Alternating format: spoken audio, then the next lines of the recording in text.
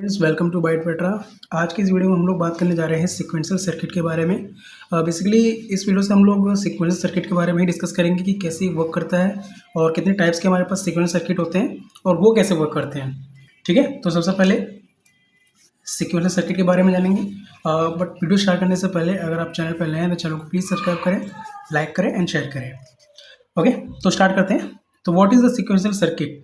और sequential circuit is a digital circuit whose output depends on both present and past input।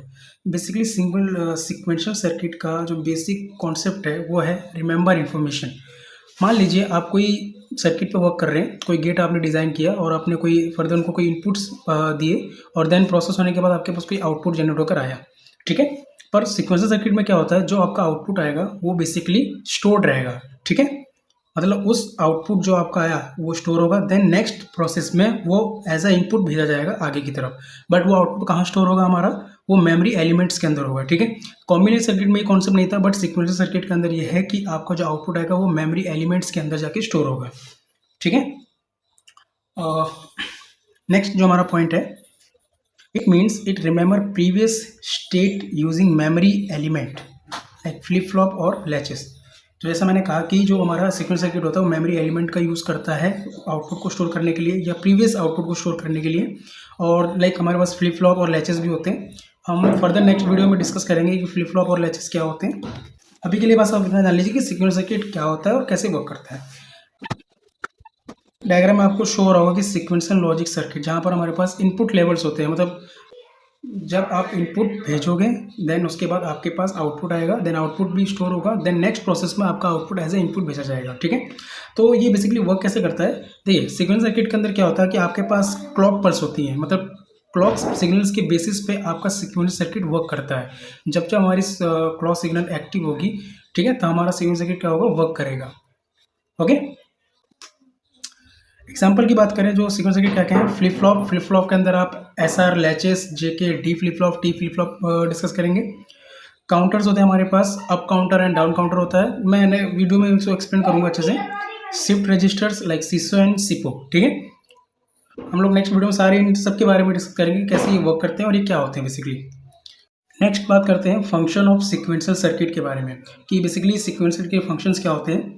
ठीक है, पहला हमारा फंक्शन है मेमोरी स्टोरेज। तो मेमोरी स्टोरेज बेसिकली क्या वर्क करता है, ये store previous input data using flip flop. Basically memory जो एलिमेंट होता है हमारा वो फ्लिप फ्लॉप का यूज़ करता है प्रीवियस डेटा को स्टोर करने के लिए, मतलब प्रीवियस इनपुट डेटा जो आप उसको प्रोवाइड करोगे वो इसको स्टोर करके रखता है। ठीक है, नेक्स्ट है हमारा टाइमिंग कंट्रोल। बेसिकली जो टाइमिंग कंट्रोल फंक्शन होता है वो हमारा क्लॉक पल्स का यूज़ करता है ऑपरेशन को कंट्रोल करने के लिए कि कौन सा ऑपरेशन कब एक्टिव होना है, कैसे वर्क करेगा, वो हमारा काम क्या करता है, टाइमिंग कंट्रोल। ठीक है, वो डिसाइड करेगा किस टाइम स्पेंड पे कौन सा हमारा सर्किट एक्टिव होगा और वर्क करेगा। नेक्स्ट हमारा है decision making. Basically decision making कैसे डिसाइड करेगा कि क्या हमें करना है, वो डिपेंड करता है आपके आउटपुट पर जो कि होता है हमारा करंट एंड प्रीवियस इनपुट के ऊपर। ठीक है, उसके बेसिस पे ये क्या करेगा, डिसीजन मेकिंग करेगा हमारा। नेक्स्ट हमारा counting and shifting. Basically counters और रजिस्टर्स का हम यूज़ करते हैं डेटा के मूवमेंट के लिए।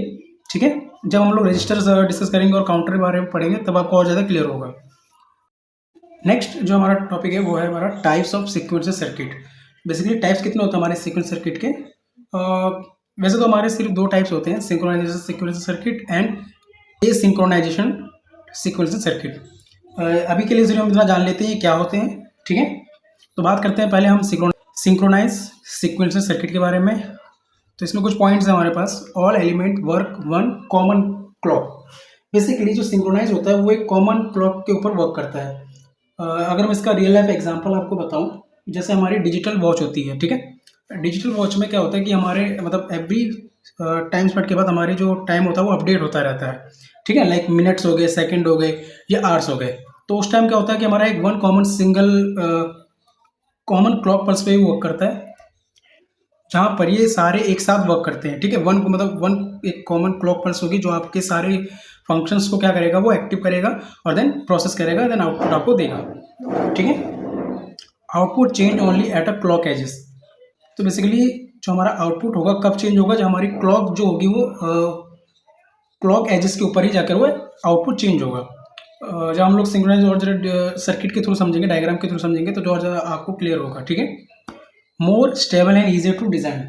सिंक्रोनाइज सर्किट जो होता है वो बहुत ज़्यादा स्टेबल होता है और ईजी टू डिज़ाइन होता है। ठीक है, नेक्स्ट बात करें एसिंक्रोनाइज सिक्वेंस सर्किट के बारे में। तो बेसिकली पहला पॉइंट है जो हमारा, वो है हमारा no common clock signal. Basically asynchronize sequence circuit के अंदर हमारे पास कोई कॉमन क्लॉक सिग्नल नहीं होता है। ठीक है, output change immediately when input change. Output तुरंत चेंज हो जाएगा जब हमारा इनपुट भी चेंज हो जाएगा। Okay, faster but less stable due to timing issue. Fast होता है बट थोड़े इश्यूज होते हैं टाइमिंग से रिलेटेड। ठीक है, बात करें अगर इसका रियल लाइफ एग्जांपल की मैं अगर आपको बताऊं, तो आप ऑटोमेटिक डोर सेंसर के बारे में जानते होंगे, जो कि ये कब काम करता है, जब कोई भी पर्सन उस सेंसर के नियरेस्ट जाता है तो हमारा जो ऑटोमेटिक जो गेट होता है वो ओपन हो जाता है। ठीक है, दूसरा जो हमारा पॉइंट है, there is no timing signal talking it when it to respond.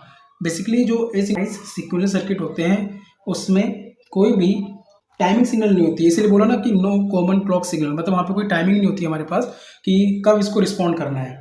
ठीक है, आई होप आपको बेसिक पता चला होगा कि सीक्वेंस सर्किट क्या होता है, कैसे वर्क करता है, कितने टाइप्स के होते हैं। ठीक है, नेक्स्ट वीडियो में हम लोग डिस्कस करेंगे लैचेस के बारे में, जो कि हम नैंड गेट के थ्रू करेंगे उसे। ठीक है, अभी के लिए इस वीडियो में इतना ही। आई होप आपको वीडियो इन्फॉर्मेटिव लगा हो। Thank you.